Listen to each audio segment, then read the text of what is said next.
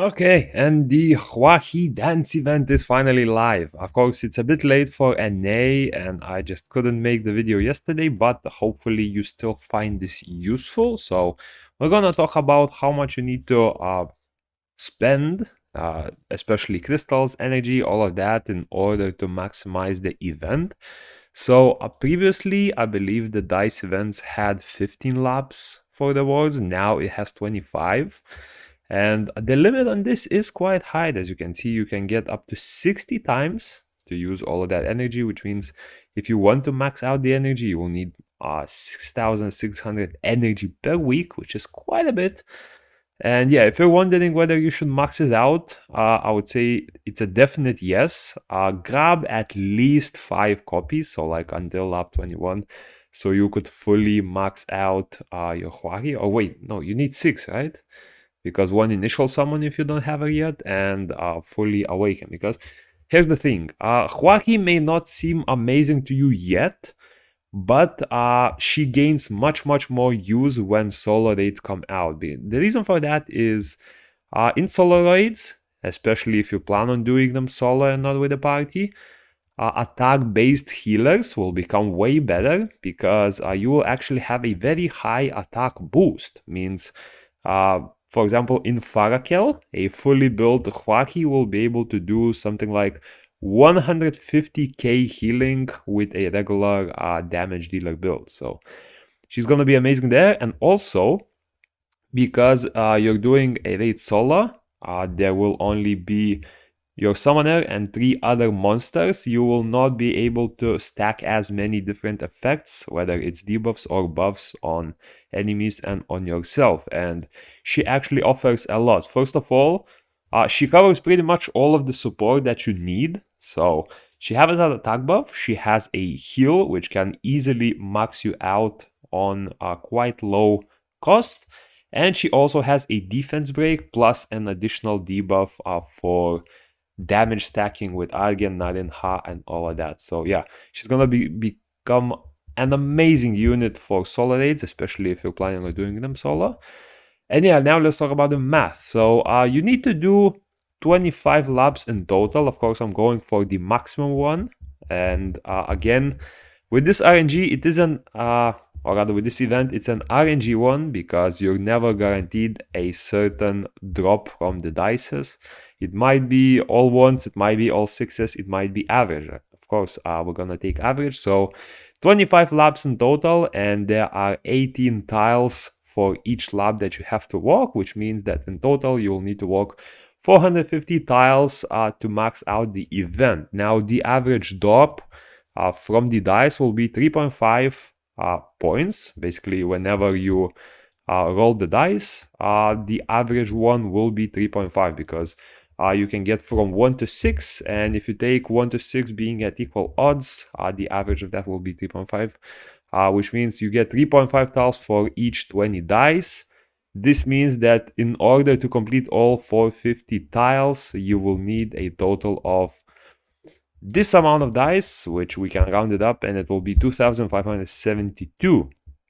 Now, how much can you get from free-to-play various activities, right? So there are a few different quests. So without counting the energy yet, there's the Arena, Elite Raid, Field Event, and Guild Quest. So from Arena, you get 10 free entries per day for 14 days. That's 114 entries.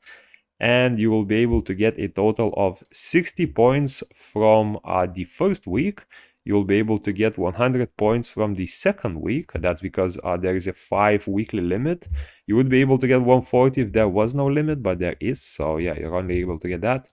And you're able to get 80 from the last week. Although, I mean, if you do more arena entries, you can get additional points here. So let's say if we do all of the weekly entries here or daily entries here, you would get additional 20 here, but I'll calculate this way. That way you're able to see how much you get by only doing daily. Now for raids, you only need to do 1 raid per week, so that is an easy 50 for each of the 3 weeks.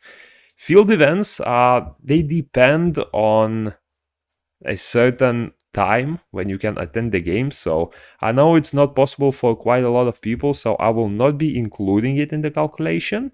But if you do attend field events, you can keep in mind that you are basically able to get 210 energy, or rather 210 dice completely for free from this quest. And then guild requests, you are able to get a total of 49 times 3 for the first week, and the last week you will need to do additional requests, more than just the 3 daily ones. But most of them are quite easy. You can get a few where you are able to complete them in just a minute or two. So yeah, definitely make use of that, but do not use all of them. Leave some for your guildies. And in total, without counting the field event ones, you are able to get 537 dice. Now, this means that with all of the dice you collected, you are still missing 2035 dice that you need to get from energy. And in total, because 110 energy gives you 20 dice, you will need a total of 11,193 energy to use to maximize on the event on average rates. Now, for free, you are able to get this amount daily. So free daily energy generation. Then there is the 3 quests from the daily pass.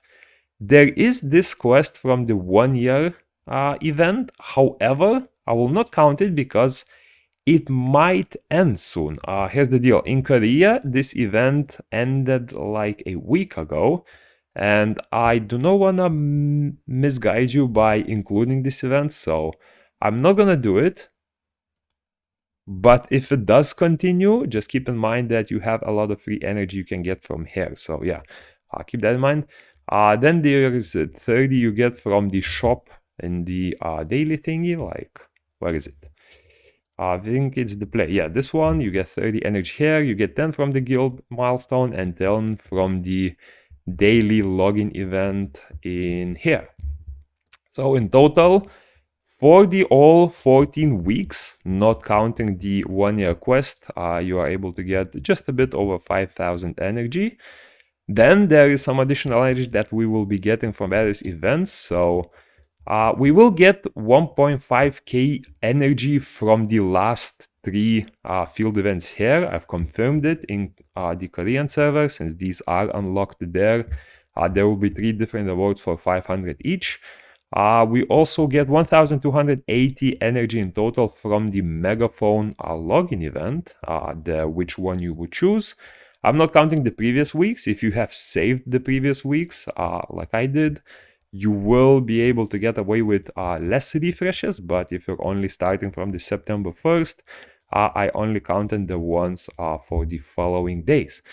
And yeah, that in total, you get 8,142 energy for free, which means you need to get 3,051 energy from refreshes. And that is a total of just over 50 refreshes for the 2 weeks, which means that you need to do 3.63 refreshes per day. However, keep in mind that this is an RNG event where you might roll 1s, you might roll 2s, you might roll 3s, way more than you might roll 4, 5s, and 6.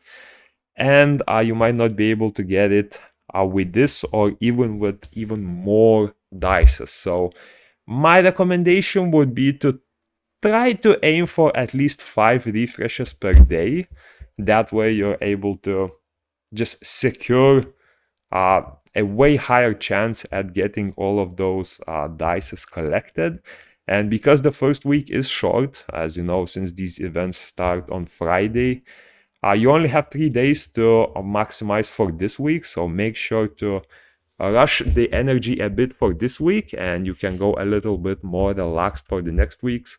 See how you're doing, see whether you will be able to complete it in time. And yeah, that's about it for this one. Make sure to get HWAHEE because she's an amazing unit. I might try to do a showcase when the solo dates come out, and especially when the new hero areas come out, because she will be super awesome in the hero date as well.